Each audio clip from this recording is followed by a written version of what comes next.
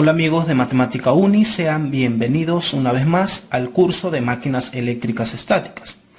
Para comenzar con la regulación de tensión, que es parte de nuestro curso también, al igual que la eficiencia de nuestro trafo, que ya va a venir en el próximo video. Hay que tener en cuenta que hay cierta caída de tensión también en nuestro trafo real, debido a los bobinados, el arrollamiento, la generación de corriente de excitación también. Entonces tenemos que mantener cierto rango de compensación de tensión para poder conseguir cierta estabilidad en la tensión del lado de carga o en el lado secundario. Para ello vamos a definir la regulación. Decimos que la regulación porcentual en este caso se define como una relación entre cierta variación de voltaje y el voltaje de carga, de acuerdo, multiplicado por el 100%.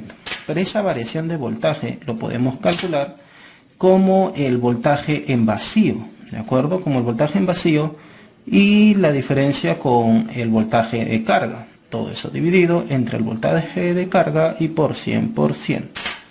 Perfecto, ya tenemos entonces nuestra formulita principal de regulación de tensión para nuestro transformador. Pero muchos quizá no se familiarizan con esta fórmula, ¿no? Hay otras dos fórmulas también que se determinan de forma analítica, que también las voy a escribir. Pero para ello primero tenemos que tener en cuenta nuestro circuito equivalente reflejado en el lado secundario.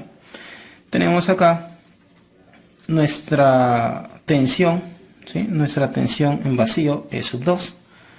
Luego viene cierta caída debido a nuestra impedancia, ¿de acuerdo? Tenemos una impedancia de dispersión equivalente, ojo, esta es la impedancia equivalente 2. De menos a más, acá está nuestro voltaje 2, nuestro voltaje de carga. Y por lo tanto va a haber cierta corriente también, corriente de carga. Entonces, gracias a este circuito podemos hallar una ecuación. Decimos que E sub 2 es igual a Z equivalente 2 por la corriente de línea más el voltaje 2, ¿cierto? Ahora, luego podemos realizar nuestro diagrama fasorial, algo muy rápido, cosa que ya conocemos, y algo muy pequeñito.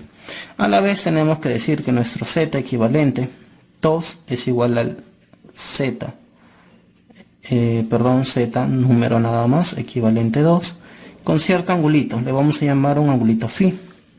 Y a nuestra corriente de línea le vamos a llamar corriente de línea de forma numérica con cierto angulito. Vamos a asumir que nuestra corriente de línea se encuentra en retraso, por lo tanto vamos a poner menos un teta sub L.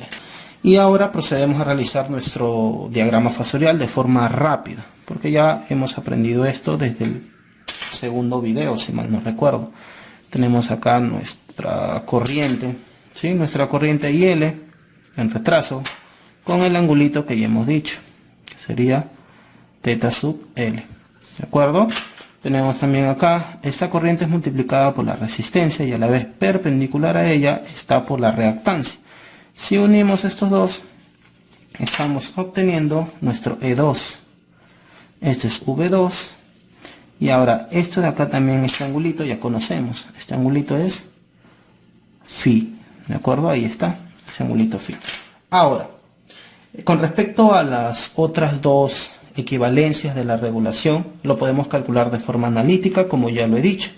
Y la pregunta es, ¿cuáles son esas equivalencias de regulación? Decimos que nuestra regulación de tensión porcentual va a ser igual. Ahora, es quizá un poquito difícil de aprender, pero tendrán que hacerlo si quieren resolver bien los problemas. Será nuestra corriente de línea multiplicado por el R equivalente 2 por el coseno de teta sub L más el X equivalente 2 por el seno de teta sub L. Todo esto dividido entre V2. ¿Listo? Y vamos a sumar ello un medio de algo que está al cuadrado, ¿de acuerdo? Ese algo que está al cuadrado es el IL sobre V2 otra vez, pero adentro va a estar el X equivalente 2 por el coseno de teta sub L menos el R equivalente 2 por el seno de teta sub L. Si se dan cuenta se parece mucho, ¿no? Solo que cambian de posición y además un menos. Y todo esto al cuadrado. Y además todo ello, como estamos hallando la regulación porcentual, tiene que ser por 100%. Ahora, nuestra otra igualdad de regulación se calcula de la siguiente manera. Es muy parecido, ¿de acuerdo? Es muy parecido. Decimos IL sobre V2. Ahora va a estar multiplicado por nuestro Z equivalente 2. Ahora, por el coseno de phi menos teta sub L. Recuerden que phi es el angulito de nuestro Z equivalente y teta sub L el de I sub L.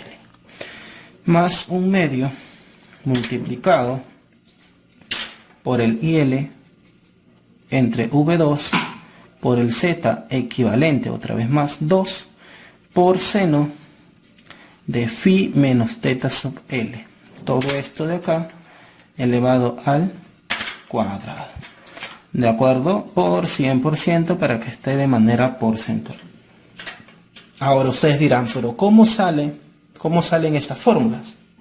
¿De acuerdo? Eso lo vamos a hacer en otro video. Vamos a hacer las demostraciones de estas dos fórmulas de forma analítica, como ya les dije, basándonos en nuestro diagrama fasorial. ¿De acuerdo? A continuación procederemos a realizar un pequeño ejemplo utilizando nuestra fórmula de regulación principal. Muy bien, para este pequeño ejemplo vamos a asumir valores, ¿de acuerdo? Para ya comenzar con cálculos, decimos que tenemos una carga, ¿de acuerdo? Una carga donde la tensión en esa carga, que la llamamos V2, ¿sí? Va a tener un valor interesante, 2400 angulito 0 volt. Digo interesante porque pues no tiene decimales en sí, solo es 2400. Ahora vamos a asumir también un valor de factor de potencia. Decimos que el factor de potencia es 0,8, ¿de acuerdo? Ahora recuerden que con el factor de potencia podemos también encontrar el angulito de nuestra corriente, ¿cierto? Decimos que nuestra corriente de línea es igual a ¿cuánto? Le ponemos un 20,8 con cierto angulito, ¿cierto? Con cierto angulito. ¿Cuánto vale ese angulito? Decimos, si el factor de potencia es 0,8, entonces, ¿cuánto vale el angulito? Sería arco cuyo coseno es 0,8. Sale aproximadamente 37 grados sexagesimales.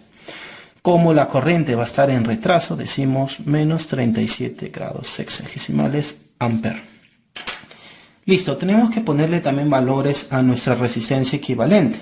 Para ello vamos a poner valores aleatorios. Por ejemplo, 1,42 más J, 1,82. ¿De acuerdo? Ya le hemos puesto valores. Ahora también nuestro voltaje 1 va a estar por acá.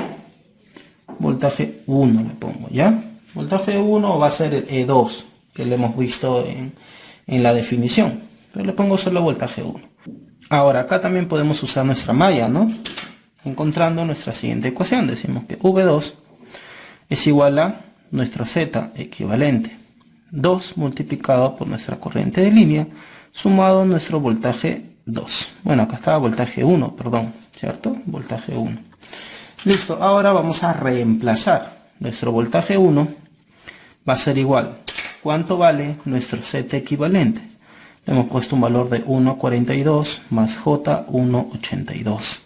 ¿Cuánto vale nuestra corriente de línea? Nuestra corriente de línea vale 20,8 angulito menos 37 aproximadamente.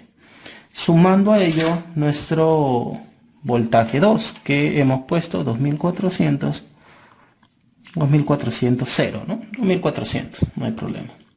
Listo, entonces calculando nuestro voltaje 1 nos va a salir 2446,44 con un angulito de 0,29 grados sexagesimales volt.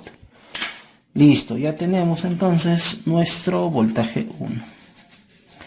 Como ya tenemos el voltaje 1, el voltaje 2, podemos fácilmente calcular nuestra regulación. Decimos, nuestra regulación en porcentual va a ser igual a ¿cuánto?